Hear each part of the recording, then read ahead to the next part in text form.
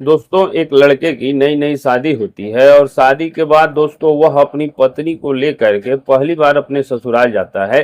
शाम का वक्त था, घर पे खाना बनता है। तभी दोस्तों जो वह लड़का है वह मार्केट जाता है और मार्केट से दोस्तों एक बढ़िया सी शराब की बोतल लेकर के आता है और वह खोलता है और खोल करके शराब को पीने लगता है। जब वह शराब पी रहा था उसी वक्त उसकी जो सास है वह उसके पास में आ जाती है और वे अपने दामाद से कहने लगती है कि दामाद जी, क्या हम भी इस शराब को पी सकते हैं। दरअसल वो महिला कहती है कि जब आपके ससुर जी थे, यानी जब आपके पापा जी थे, तब उनके साथ में मैं कभी कभी शराब पीती थी और जब उनकी मौत हुई है तब से आज तक मैंने शराब को हाथ नहीं लगाया और आज मुझे आपके साथ बैठ करके शराब पीने की इच्छा हो रही है। तभी जो वो लड़का था वो कहता है ठीक है, मुझे कोई एतराज नहीं है। तो अब वो महिला अपने दामाद के साथ बैठ करके शराब पीने लगती है। दोनों शराब पीते हैं। उसके बाद दोनों खाना खाते हैं और खाना खाने के बाद दोस्तों अब अपने अपने बिस्तर पे दोनों सोने के लिए चले जाते हैं। लेकिन जैसे ही रात का समय होता है तो रात करीबन 11:30 बजे का आसपास का जब वह समय होता है तब वह जो महिला थी वो अपने बिस्तर से उठती है और अपने दामाद के कमरे में पहुंच जाती है। दामाद उस समय सो रहा था, लेकिन जैसे ही उसको किसी की आहट महसूस होती है उसकी नींद खुल जाती है। अब उस कमरे के अंदर रात भर जो कुछ भी होता है उसको शायद आप लोग यकीन नहीं करेंगे। जैसे ही सुबह होती है दोस्तों उनमें से एक की मौत हो जाती है। इसके बाद ये घटना बड़ी ही तेजी के साथ सोशल मीडिया पे वायरल होने लगती है। तो दोस्तों आखिर इस घटना में ऐसा क्या हुआ था, इसको जानने के लिए इस कहानी को लास्ट तक जरूर सुनिएगा। और दोस्तों, घटना की शुरुआत करें उससे पहले आप लोगों से बस यही एक छोटा सा निवेदन है कि यदि आप लोगों ने अभी तक अपने इस चैनल को सब्सक्राइब नहीं किया है तो अपने इस चैनल को सब्सक्राइब करके बेल आइकन को जरूर दबा दीजिएगा ताकि जो आने वाली वीडियो है वह सबसे पहले आप तक पहुंच सके। दरअसल दोस्तों आज की जो ये सच्ची घटना है, इस सच्ची घटना की शुरुआत होती है छत्तीसगढ़ राज्य से। छत्तीसगढ़ राज्य के एक गांव में एक परिवार रहता था। उस परिवार के एक मुखिया थे जिनका नाम अवधेश होता है और उनकी पत्नी निर्मला, दोनों ही पति और पत्नी रहते हैं। अवधेश के पास दोस्तों एक किराने की दुकान थी और वो किराने की दुकान चलाया करते थे और उन दोनों पत्नी और पति के बीच एक बेटी थी जिसका नाम पूजा था। और दोनों ही पति पत्नी खुशी से रहते हैं। पूजा पढ़ाई कर रही है, लेकिन अचानक से एक दिन जो ये अवधेश है इनकी एक्सीडेंट के कारण मौत हो जाती है। अब जैसे ही दोस्तों मौत होती है तो जो ये निर्मला है इसके ऊपर दोस्तों दुखों का पहाड़ टूट पड़ता है। अब ये अपने घर पे अकेली हो जाती है। इसकी एक बेटी थी जिसकी उम्र अभी इस समय 18 साल के आसपास होती है, लेकिन दोस्तों कहते हैं कि जो होनी है उसे कोई टाल नहीं सकता है। तो अब अवधेश की मौत हो जाती है तो इधर जो यह निर्मला है वह इस किराने की दुकान को अब निर्मला चलाने लगती है। धीरे धीरे करके दोस्तों बेटी जो थी वह बड़ी हो रही थी और अब होता यह है कि समय बीते जाता है और जो ये पूजा थी पढ़ाई करती थी और पढ़ाई के साथ साथ घर पे आने के बाद भी दोस्तों वह बैठ कर की पढ़ाई करती थी। पूजा पढ़ने में बहुत तेज थी और अब पूजा की उम्र धीरे धीरे करके 22 साल हो जाती है। तो जो यह निर्मला है अब अपने बेटे की शादी करने के लिए रिश्ते की तलाश करने लगती है। उसके पास ठीक ठाक पैसा था तो अब वो सोचती है कि वो अपने बेटे की शादी एक अच्छे घराने में करेगी। सभी रिश्तेदारों से जो उसके आस पड़ोस को लोग थे उन सब से कहती है कि उसको अपनी बेटी की शादी करनी है। कोई अगर उनको अच्छा लड़का दिखे तो वह उसे बताएं। तभी दोस्तों उसी के गांव से महज 10 से 11 किलोमीटर की दूरी पर एक लड़के की सूचना मिलती है। दरअसल दोस्तों वह लड़का जो था वो बैंक में मैनेजर के पद पे कार्यरत था। अब निर्मला उस लड़के के घर वालों के पास जाती है और उनसे मिल करके बातचीत करती है। वह लोग दोस्तों आकर के पूजा को देखते हैं तो पूजा देखने में बहुत ज्यादा सुंदर थी। वे लोग रिश्ते के लिए तैयार हो जाते हैं। तो अब निर्मला अपनी बेटी पूजा की शादी नीरज के साथ फिक्स कर देती है। अब नीरज और पूजा की शादी हो जाती है। शादी के बाद दोनों ही बहुत खुश हो जाते हैं। अब दोस्तों खुशी खुशी पूजा नीरज के घर चली जाती है। अब निर्मला अपने घर पे अकेली हो जाती है, लेकिन धीरे धीरे करके उनकी शादी को मात्र अभी 8 से 9 महीना बीता था। तो एक दिन पूजा का जन्मदिन होता है तो निर्मला अपनी बेटी के पास फोन करती है और कहती है कि पूजा, तुम हमारे घर आओ, मैं तुम्हारा जन्मदिन जो हूँ वह यहीं पर मनाऊंगी, क्योंकि मैं पे घर पे अकेली रहती हूँ, मुझे अच्छा नहीं लगता और हम लोग तीनों लोग मिल करके आपके जन्मदिन को सेलिब्रेट करेंगे। तुम्हारा शादी के बाद ये पहला जन्मदिन है। तो अब यह बात दोस्तों पूजा जो है वो अपने पति नीरज से कहती है। नीरज दोस्तों 3 दिन की छुट्टी लेता है और छुट्टी लेने के बाद वह पूजा को लेकर के अपने ससुराल पहुंच जाता है।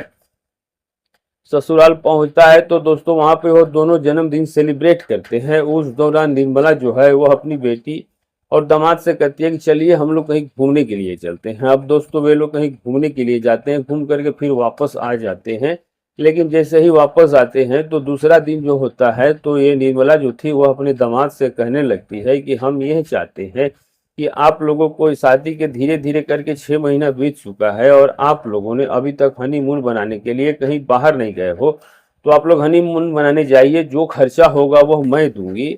और ऐसा करो कि आप लोग चलो कुल्लू मनाली कहीं चल करके हनीमून बना लो। अब जैसे ही ये बात नीरज सुनता है तो वो सोचने लगता है कि देखो हमारी सास कितनी अच्छी है, ये हमारे हर चीज का ख्याल रखती हैं। अब वो नीरज कहता है कि ठीक है माँ, अगर ऐसी बात है तो फिर हम लोग चलते हैं। तो अब वे वहां से दोस्तों अपने ऑफिस में फोन करता है और अपनी ऑफिस में फोन करके अपनी छुट्टियों को 5-7 दिन के लिए बढ़ा लेता है। और उसके बाद फिर दोस्तों वह अब अपनी सास और पत्नी को लेकर के सीधा मनाली पहुंच जाता है। मनाली में पहुंचने के बाद दोस्तों वह होटल में एक कमरा बुक करते हैं और उसी कमरे में तीनों लोग साथ में रहते हैं।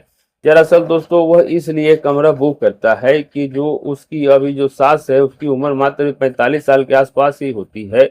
अगर वह अलग रहेंगी, अकेली रहेंगी, तो फिर उनके साथ आने का आखिर मतलब क्या है। यही सोच करके दोस्तों वह एक कमरा लेते हैं और उसी में ये तीनों शिफ्ट हो जाते हैं। अब इस तरीके से दोस्तों ये दिन में घूमते थे और रात में आकर के उस कमरे में रुक जाते थे। एक दिन रात का वक्त था, रात के करीबन 12 बज रहा था। उस समय नीरज और पूजा देखते हैं कि उनकी माँ जो है निर्मला देवी वह सो चुकी है। तभी दोस्तों पूजा जो थी वह उठ करके अपने पति नीरज के बिस्तर के पास में चली जाती है। अब दोस्तों जब पहुंचती है तो दोनों साथ में लेट जाते हैं और लेटने के बाद दोस्तों वह दोनों अपने आप में मस्ती करने लगते हैं, एक दूसरे को टच करने लगते हैं। जो उनका प्रोग्राम है वो धीरे धीरे करके बन रहा था, मतलब कि हंसी मजाक एक दूसरे के साथ कर रहे थे। तभी दोस्तों जो ये निर्मला थी इसकी नींद खुल जाती है और निर्मला देखती है कि उसकी जो बेटी और दामाद है वो दोनों एक दूसरे के साथ समय बिता रहे हैं। तो अब ये सोने का नाटक करती है और चुपचाप ये सब कुछ लेट करके देखते रहती है। लेकिन उस दिन इसके मन में अलग अलग ख्याल चलने लगता है और अब इसका मन भी अपने आप को रोक नहीं पाता है। लेकिन ये करती तो क्या करती, चुपचाप आंख बंद करके लेटे रहती है और सो जाती है। अब जैसे ही सुबह होती है तो सुबह तीनों ही तैयार होते हैं और घूमने के लिए चले जाते हैं। लेकिन दोस्तों एक दिन शाम को दोस्तों जो ये पूजा है इसकी अचानक से तबीयत खराब हो जाती है, उसे वोमिटिंग होने लगती है, उसे उल्टियां होने लगती है। तभी दोस्तों जो ये नीरज और निर्मला है ये दोनों ही अपनी बेटी को लेकर के यहीं पास में एक अस्पताल था, अस्पताल में जाते हैं। और अस्पताल में जाने के बाद अपनी बेटी का इलाज करवाते हैं। तो जो ये डॉक्टर था उसकी बेटी को एडमिट कर लेता है। रात का समय होता है तो दोस्तों उस समय वे लोग वहां रुकना चाहते हैं तो डॉक्टर कहता है कि देखो यहाँ पे मरीज के साथ कोई व्यक्ति रुक नहीं सकता है, आप लोगों ने जहाँ पर कमरा लिया है वहां पे आराम से जाइए, अपने कमरे पे रुकिए। आपकी जो बेटी है इसकी देख रेख की पूरी जिम्मेदारी है वो हॉस्पिटल की है, आपको इसमें परेशान होने की कोई भी जरूरत नहीं है। यहाँ पर किसी भी मरीज के साथ किसी भी व्यक्ति को रुकने की इजाजत नहीं है। अब दोस्तों जो ये नीरज और नीरज की जो सास है निर्मला, ये दोनों ही आ जाते हैं अपने कमरे पर, जहाँ पर उन्होंने किराए का कमरे लिया था उस होटल में आ जाते हैं। आने के बाद दोस्तों नीरज जो था वह मार्केट जाता है, मार्केट से एक शराब की बोतल लेकर आता है, खोलता है और खोल करके शराब पीने लगता है। जैसे ही दोस्तों वो शराब पी रहा था तो उसकी सास जो निर्मला थी वो नीरज के पास में आती है और कहती है कि क्या मैं भी थोड़ी सी शराब को पी सकती हूँ। नीरज कहता है कि क्यों नहीं, इसमें तो बाकी मैं आपको कैसे रोक सकता हूँ।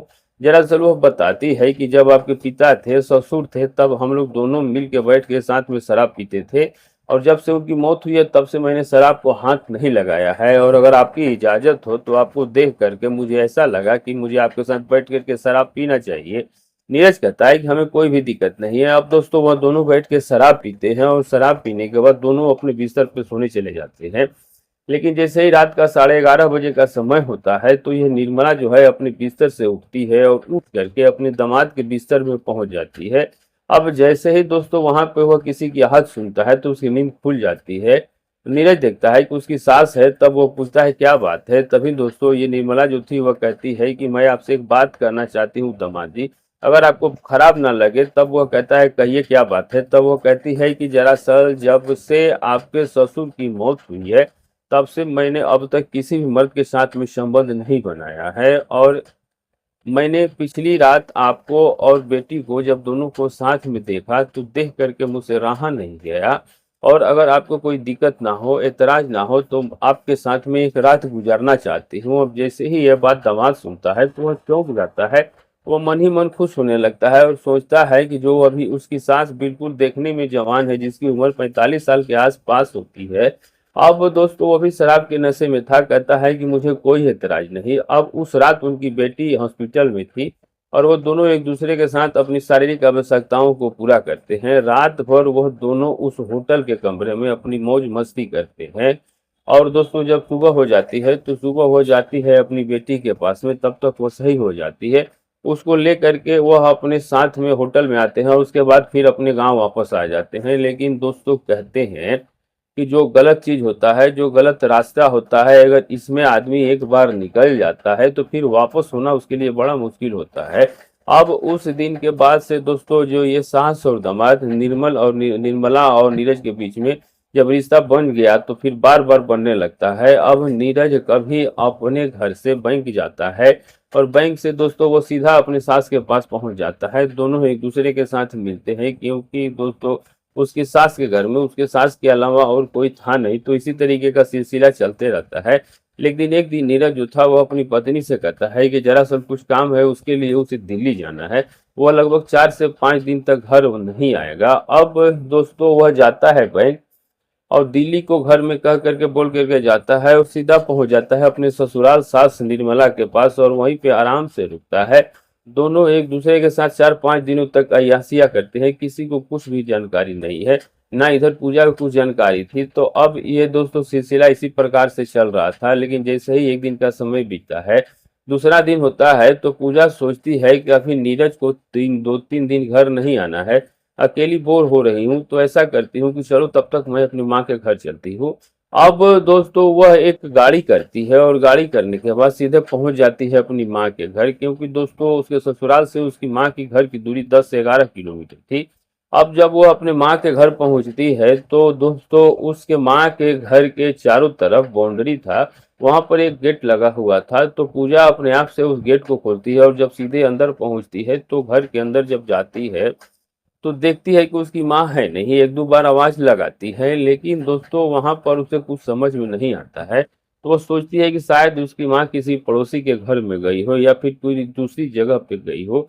अब वो अपने घर के अंदर पहुंचती है, अपना सामान रखती है, तब तक दोस्तों उसको एक कमरे के अंदर से किसी की आहट सुनाई देती है, किसी की बातचीत करने की आवाज सुनाई देती है। तब वह चुपचाप उस दरवाजे के बाहर खड़ी हो जाती है और सोचती है कि आखिर घर के अंदर कौन होगा। वह उन बातों को सुन रही थी तो उनमें से उसका पति नीरज की आवाज लगती है, उसकी माँ की आवाज लगती है। ये सुन के वो बेहद परेशान हो जाती है, क्योंकि दोस्तों एक माँ थी उसकी और एक पति था उसका, और दोनों के साथ उसने समय बिताया था। तो बड़ी अच्छे से समझ जाती है कि जो ये आवाज है वो उसके पति और माँ की ही है। अब दोस्तों वह गुस्से में आकर के तंतना करके दरवाजे को खोलती है तो अंदर का नजारा देख करके उसका होश उड़ जाता है। दरअसल दोस्तों अंदर ना तो नीरज के बदन पे कोई कपड़ा था और न ही निर्मला के बदन पे कोई कपड़ा था। दोनों ही दोस्तों बिना कपड़े के बैठे हुए थे और आपस में बातचीत कर रहे थे।